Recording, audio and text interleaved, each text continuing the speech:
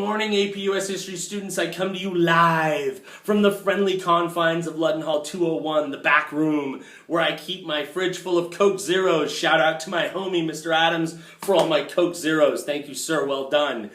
On the other side of me, I have the beautiful stadium, prettiest view on campus, and it's right here. Today, I want to spend my time talking about Shays' Rebellion.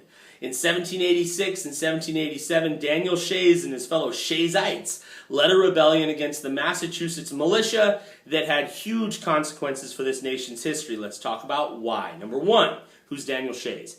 Daniel Shays is a Revolutionary War soldier. In fact, he's a hero. He was awarded a sword by the Marquis de Lafayette, and he rose to the rank of captain during the war. He returned home thinking that he would live a life of happiness, prosperity, and peace. Unfortunately, none of that was going to happen.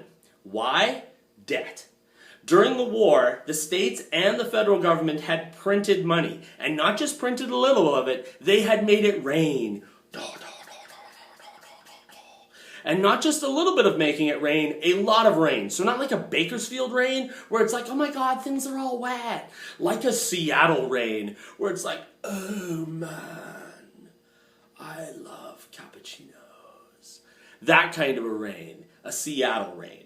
That much making it rain will lead to inflation, right? You print more money, you get inflation, unfortunately.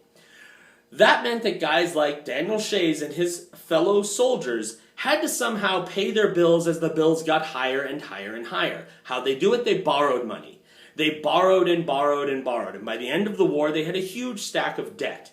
They thought that Massachusetts might come to their aid, that Massachusetts would recognize that these were guys who had given their life for the cause, and that somehow they would help them to either reduce the debt or perhaps even pay off that debt. Not the case. Some other states did help their veterans to do that, but they didn't do it in Massachusetts. And so Shays led a rebellion against the instruments of justice. They attacked courthouses, I beg your pardon. They attacked judges. They went after the instruments that might take their land and also put them in debtor's prison. And unless you want your leg to rot off, you've got no business going to debtor's prison. It's not a nice place. In the short run, Shays' Rebellion is not a huge success. They're scattered off into the Vermont woods.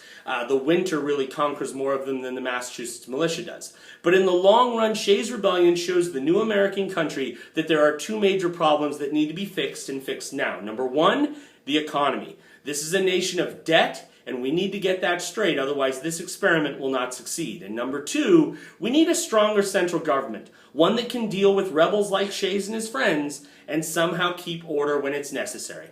Have a nice day, folks.